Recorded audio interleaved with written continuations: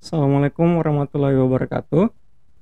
Perkenalkan, saya Fajar Nofriansyah Yasir, Eskom Mkom. Saya merupakan dosen pada program studi informatika. Pada semester ini, saya membawakan mata kuliah web mobile dengan bobot 2 SKS. Mata kuliah ini diberikan kepada mahasiswa semester 7, konsentrasi multimedia dan desain web. Pada mata kuliah ini membahas tentang perancangan antarmuka desain website berbasis mobile yang disesuaikan dengan konsep UI UX design. Selain perancangan antarmuka dalam pembuatan website berbasis mobile, fokus pada mata kuliah ini juga terarah kepada penggunaan metode evaluasi pada antarmuka yang telah dibuat. Adapun kemampuan yang diharapkan berdasarkan capaian pembelajaran lulusan pada mata kuliah ini adalah 1. Mahasiswa menunjukkan sikap bertanggung jawab atas pekerjaan di bidang keahliannya secara mandiri. 2. Mahasiswa mampu mengambil keputusan secara tepat dalam konteks penyelesaian masalah di bidang keahliannya berdasarkan hasil analisis informasi dan data pada perancangan website berbasis mobile. 3. Mahasiswa menguasai konsep dan keterampilan dalam perancangan website berbasis mobile. 4. Mahasiswa menguasai konsep teoritis bidang pengetahuan informatika secara umum dan konsep teoritis bagian khusus dalam perancangan website berbasis mobile secara mendalam. Untuk capaian pembelajaran mata kuliah terdapat 8 CPMK, yaitu yang pertama, mahasiswa mampu menjelaskan konsep dasar web mobile. 2. Mahasiswa mampu menjelaskan konsep dasar desain UI UX. 3. Mahasiswa mampu menjelaskan tiap-tiap komponen dari user interface dan user experience. 4. Mahasiswa mampu menerapkan penggunaan Balsamiq dalam perancangan user interface website berbasis mobile. 5. Mahasiswa mampu menerapkan penggunaan Figma dalam perancangan user interface. 6. Mahasiswa mampu menjelaskan desain responsif yang digunakan dalam perancangan user interface website berbasis mobile. 7. Mahasiswa mampu menerapkan metode evaluasi dan usability testing pada pembuatan website berbasis mobile.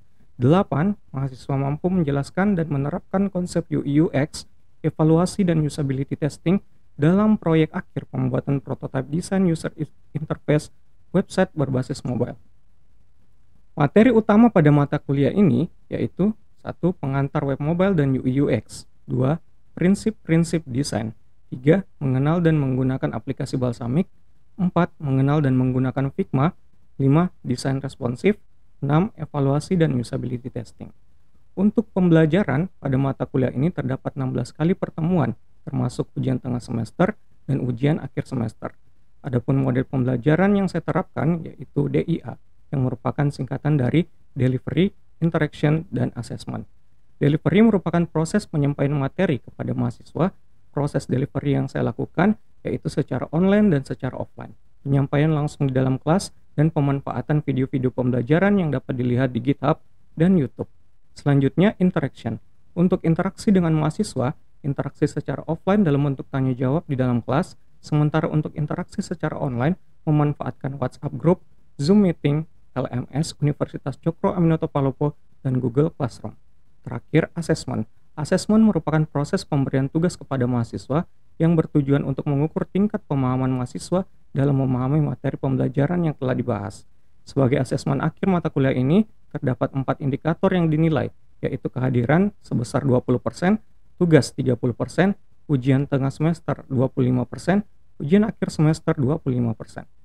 Dalam pembelajaran, digunakan beberapa buku sebagai sumber utama pembelajaran, yaitu buku yang ditulis oleh Imam Muhlim dengan judul Desain Web untuk Desktop dan Mobile. Lalu, buku yang ditulis oleh Don Norman dengan judul The Design of Everyday Things. Kemudian yang ketiga, buku yang ditulis oleh Jubilee Digital dengan judul Desain UI UX dengan Figma. Dan yang keempat, buku yang ditulis oleh Pamela Deacon dengan judul UX dan UI Strategi Step by Step. Selain belajar dari buku, mahasiswa juga diarahkan untuk melihat materi tambahan melalui YouTube atau contoh dari proyek yang sudah ada sebelumnya di GitHub atau di Figma. Baik, selanjutnya saya akan memperlihatkan proses pembelajaran di dalam kelas untuk mata kuliah web mobile. Assalamualaikum warahmatullahi wabarakatuh. Waalaikumsalam warahmatullahi wabarakatuh. Apa kabar semua? Baik. Jadi pada hari ini kita akan melaksanakan perkuliahan ya untuk mata kuliah web mobile. Sekarang kita sudah masuk ke pertemuan ketiga. Lalu sudah dibahas beberapa hal. Sebelum kita mulai, saya mau absen dulu. Oke, saya mau presensi satu persatu. Silakan didengarkan namanya. Pak Nurwati, Hadir, Pak. Nurul Fajrina. Hadir, Pak. Jadi sudah dilakukan presensi. Kalau ada yang belum disebutkan namanya, nanti silakan menghadap ke saya. Kita masuk ke pertemuan hari ini, membahas mengenai prinsip desain UI UX untuk web mobile. Minggu sebelumnya saya sudah memberikan penjelasan sedikit mengenai pembahasan mengenai UI dan UX secara umum. Ada yang bisa menyebutkan apa yang kita bahas di minggu lalu? Pengertian dan gambaran UI dan UX. Oke. Pengertian dan gambaran UI dan UX. Minggu lalu sudah kita bahas mengenai pengertiannya apa dan gambaran umumnya tentang UI dan UX itu apa. Ada yang bisa menjelaskan pengertian dari UI UX seperti apa yang kita bahas minggu lalu? Silakan.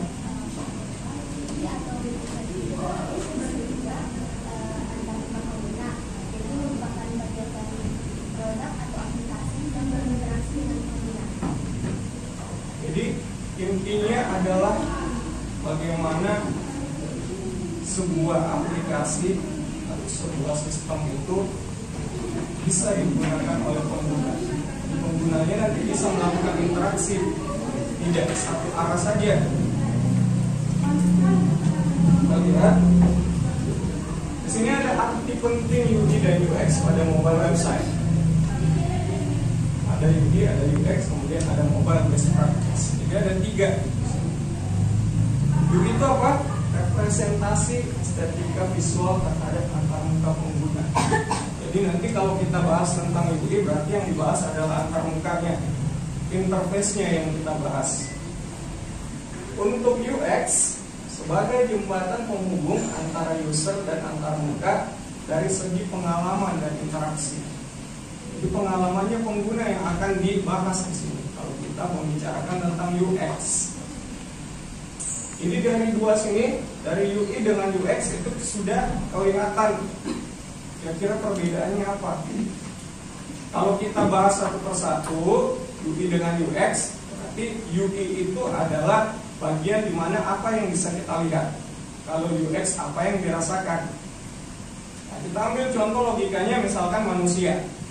Manusia apa yang dilihat? Ya, fisiknya. Fisiknya berarti matanya, ada telinganya, warna kulitnya, ada rambutnya. Itu interface-nya namanya. Itu user interface. Kemudian untuk experience-nya berarti apa yang dirasakan? Nah, manusia apa yang dirasakan? Emosi, sakit, jatuh cinta, patah hati. Itu adalah experience, user experience, apa yang dirasakan. Dua ini adalah hal penting di dalam membuat sebuah website berbasis mobile. Kemudian yang ketiga ada mobile best practice. Artinya di situ desainnya harus mobile friendly, scalable dan intuitif. Karena kita bahasnya mobile ya, jadi tampilannya itu tampilan handphone atau paling tidak tampilan tablet lah. Jadi kecil dan itu harus user friendly.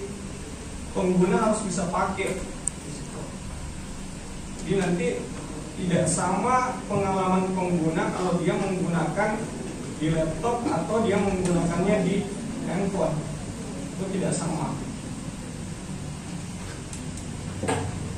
Untuk membuat antarmuka di mobile website, ini ada 3 hal yang penting. Pertama adalah navigation bar. Di situ memudahkan user untuk berpindah antar halaman. Jadi halaman satu ke halaman lain itu bagaimana caranya dia bisa pindah dengan mudah. Tidak perlu cari tombol next sampai di ujung bawah. Mungkin bisa tinggal di swipe kanan, di swipe kiri, sudah bisa berpindah halamannya. Jadi ketika kita bikin antarmuka tidak bisa sembarangan dibikin. itu harus diperhatikan apa kemudahan untuk pengguna. Kemudian yang ketiga ada CTA buttons, call to action button, artinya tombol-tombol yang ada di dalam layar nantinya. Itu harus diperhatikan, meningkatkan interaksi dengan user melalui tombol aksi yang memikat. Artinya tombolnya tidak boleh tombol sembarangan juga, terutama ukurannya ya, ukuran tombol itu harus diperhatikan kalau kita membuat website berbasis mobile, karena ini layarnya kecil. Jangan sampai kalian bikin tombol, ada dua tombol kanan sama tombol kiri itu berdekatan, terlalu mepet. Bayangkan kalau ada yang jari tangannya itu sebesar jempol kaki. Iya, ketika pencet tombol langsung dua terpencet. Jadi itu harus diperhatikan kalau kita membuat tombol. Tombolnya letaknya di mana, besarnya seberapa besar, itu harus diperhatikan kalau kita bikin tombol. Nah, kemudian screen size, berusaha mengoptimalkan ukuran layar yang terbatas. Ini kan ini layarnya kecil, layar handphone itu kecil. Kalau kita kerja di layar yang kecil itu otomatis dia terbatas.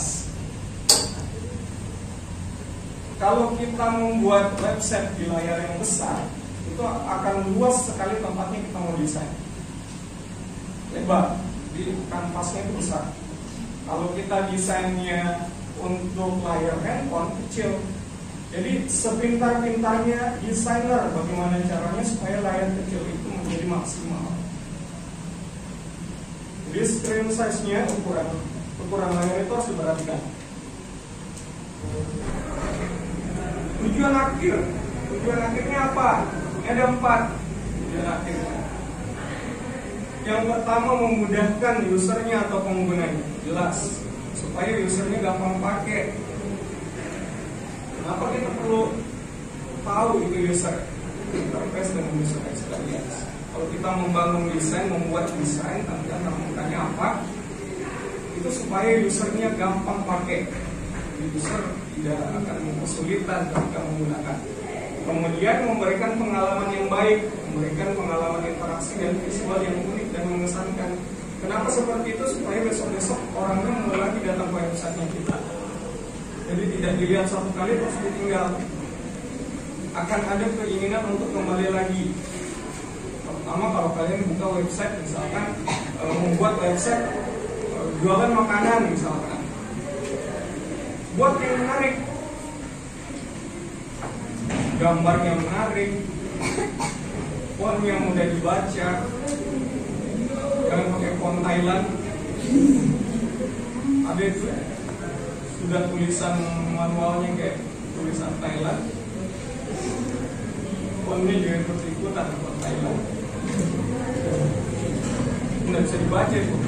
Terus meningkatkan konversi dengan desain yang memikat dan menarik. Jadi kembali lagi ke masalah desain, itu harus benar-benar ada tujuan dari desainnya seperti apa. Lalu menjaga reputasi brand. Jadi terutama kalau kalian membuat desain untuk brand tertentu, jadi sudah dapat job, kalian sudah dapat job untuk desain sebuah website. Kalau kalian jadi jelek, nanti brandnya orang jadi turun.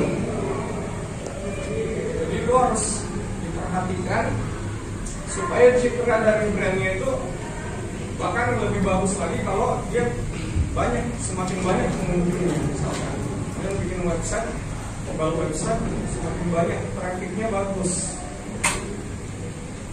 Itu salah satu tujuannya. Jadi secara umum untuk prinsip dari desain UI dan UX adalah bagaimana caranya supaya kita membangun user interface dan user experience itu tidak sembarangan. Ada aturan yang mesti diikuti, dan selalu ingat buat sesimpel mungkin, dan orientasinya itu harus kepada user, kepada pengguna, tidak boleh pada keinginannya desainer. Untuk mata kuliah web mobile itu fokusnya ke desain antar muka, fokusnya ke interface.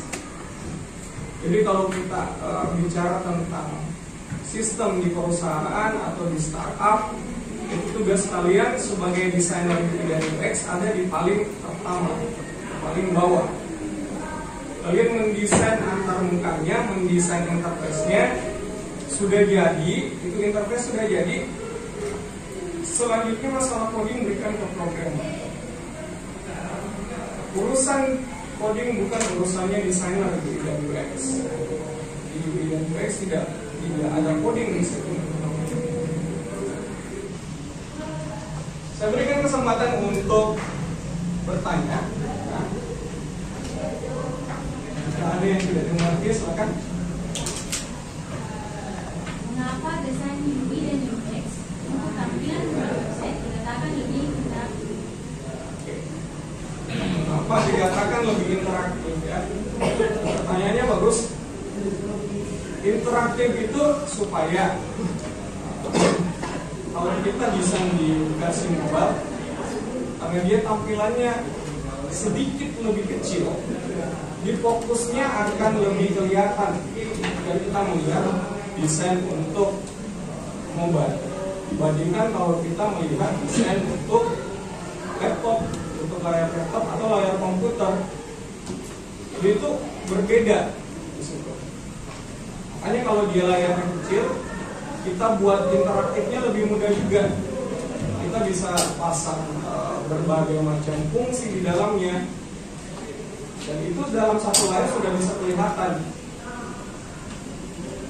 Makanya kita sebutnya lebih interaktif. Ya, ada lagi pertanyaannya? Silakan. Apakah tools akan menggunakan dalam hal pembuatan prototipe? Prototipe ya. Jadi untuk prototipe nanti kita akan menggunakan yang namanya Figma dan Balsamiq. Jadi ada dua tools yang dipakai. Tools yang pertama adalah Balsamiq. Balsamiq ini dipakai untuk merancang desain kasarnya dulu. Jadi desain kasar itu adalah rancangan awal. Biasanya itu cuma terdiri dari warna hitam dan warna putih. Belum ada warna-warna lain di situ. Jadi kita cuma melihat posisi tombol ada di sebelah mana, di kanan kah atau di kiri kah, kita meletakkan gambar di sebelah mana, atau di tengah atau di bawah. Cuman posisi kasar seperti itu saja yang dibangun di Balsamiq. Nah kemudian setelah itu baru masuk ke perancangan menggunakan Figma. Di Figma ini kita bisa lihat prototipe-nya. Di akhir itu setelah dilakukan perancangan melalui Balsamiq, kita akan ubah ke dalam Figma. Dan di Figma sudah ada warna-warnanya, sudah ada gambar yang kita masukkan, ikonnya sudah ada. Kemudian kita sudah bisa melihat kalau kita klik misalkan tombol mulai di dalam perancangan kita itu sudah bisa muncul. Kalau diklik tombol mulai dia lanjutnya ke halaman apa. Kita klik tombol pause dia munculnya kemana. Jadi sudah dalam bentuk prototipe akhir, sudah tidak ada lagi yang mau kita ubah. Sehingga kalau bicara prototipe, ya otomatis harusnya apa yang sudah kita buat di Figma itu sudah tidak akan ada lagi perubahan. Makanya ketika di posisi hasil akhir di Balsamiq itu harusnya sudah dilakukan metode usability testing kepada user. Baru kemudian nanti masuk ke akhir. Jadi bentuk prototipe itu benar-benar sudah mirip dengan aplikasi jadi. Sudah bisa dilihat nanti kekurangannya apa di situ. Sedikit lagi jadi bagian coding saja yang belum. Tapi untuk seorang desainer, coding bukan urusannya. Coding urusannya programmer. Jadi prototipenya sudah memang kelihatan nanti alurnya seperti apa di dalam situ. Kurang lebih seperti itu ya. Masih ada? Oke, silakan. Untuk orang-orang yang memiliki disabilitas, apakah ada hal-hal tertentu yang perlu diperhatikan saat membuat perancangan? Ini tadi sudah saya singgung sedikit masalah disabilitas. Disabilitas ini ada banyak. Ada orang yang tidak bisa melihat, tangannya tidak ada. Itu tergolong disabilitas semua. Kita butuh desain yang universal. untuk sebuah mobile website kita perlu desain yang mengcover keseluruhan pengguna. Jadi tidak boleh satu entitas saja yang dipikirkan, tapi dilihat usernya secara keseluruhan ini siapa. Jadi ketika kita membuat desain untuk orang-orang disabilitas itu perlu diperhatikan. Entah kalian menggunakan mode untuk disabilitas, jadi nanti akan ada tampilan sendiri ketika yang mengakses website ternyata adalah orang yang memiliki disabilitas, seperti bisa dipasangkan di situ ada mode tersendiri. Jadi ketika diklik akan berubah menyesuaikan dengan tampilan khusus untuk orang yang memiliki disabilitas. Atau memang websitenya ditujukan untuk orang-orang yang memiliki disabilitas. Misalkan orang-orang yang tidak bisa melihat misalkan, berarti ketika dia menyentuh layar akan ada suara. Jadi mereka tetap bisa mengakses website walaupun mereka nggak bisa melihat, tapi melalui pendengaran. Jadi ketika ada layar yang disentuh akan ada suaranya. Jadi mereka tahu, oh ini fungsinya ini adalah ini, fungsinya ini adalah ini. Jadi masalah disabilitas tadi itu harus benar-benar dipikirkan, terutama untuk masalah targetnya siapa, dan kemudian secara universal memang banyak sekali yang perlu diperhatikan. Tidak bisa satu hal saja. Makanya tugasnya desainer itu berat. Jadi kalian di sini yang konsentrasi multimedia, kalian harus bisa desain, ya. Kalau kalian ngambil multimedia harus bisa desain. Di akhir nanti itu sudah masuk di proposal, sudah masuk di skripsi, desain itu penting. Tidak bisa sembarangan kalau membuat desain. Oke, selanjutnya sebagai penutupan kan, untuk evaluasi, silakan kalian mengeluarkan handphone kalian. Ini akan ada link quizzes yang saya berikan.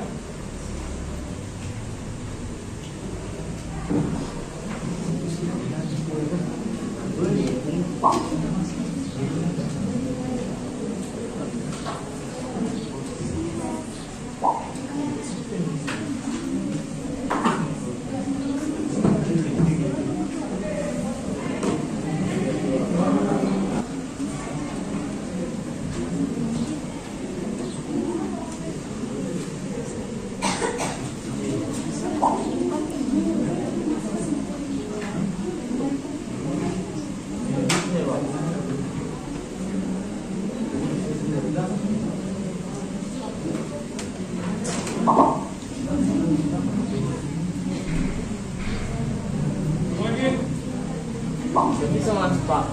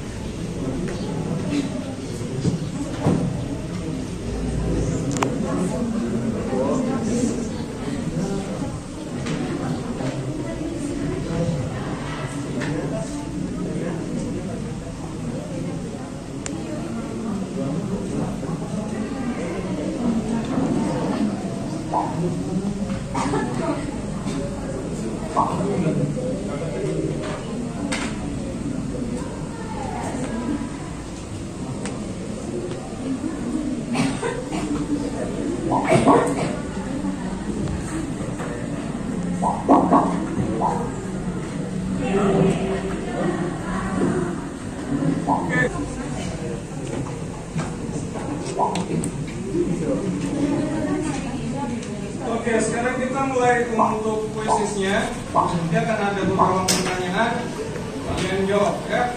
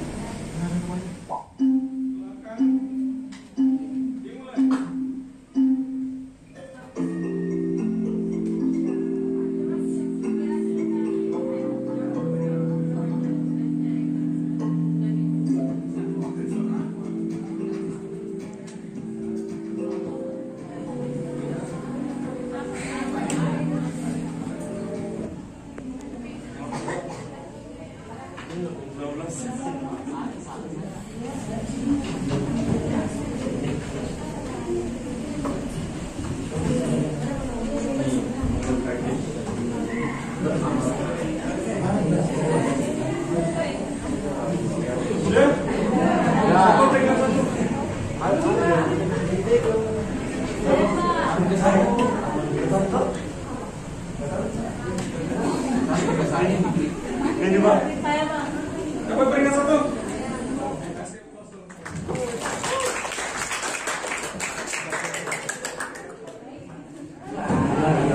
Ya, jadi untuk pertemuan hari ini sudah cukup.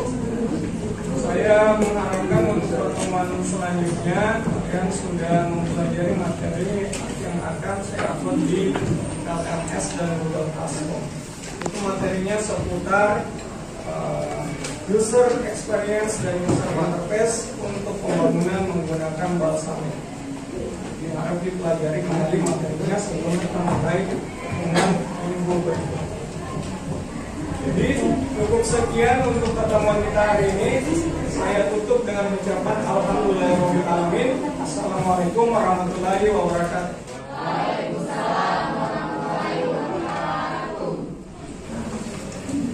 Demikian deskripsi singkat serta proses cuplikan video pembelajaran dari mata kuliah web mobile yang saya ampuh. Semoga dari penjelasan ini dapat memberikan gambaran mengenai proses pembelajaran yang saya lakukan, terkhusus pada mata kuliah web mobile pada program studi informatika Fakultas Teknik Komputer Universitas Cokro Aminoto Palopo. Saya mengucapkan terima kasih kepada seluruh tim penilai dan tim panitia sertifikasi dosen tahun 2023. Tidak lupa juga saya mengucapkan terima kasih kepada pimpinan Universitas Cokro Aminoto Palopo dan pimpinan Fakultas Teknik Komputer, rekan sejawat dosen, dan adik-adik mahasiswa. Akhir kata, saya ucapkan wabillahi taufiq wal hidayah. Wassalamualaikum warahmatullahi wabarakatuh.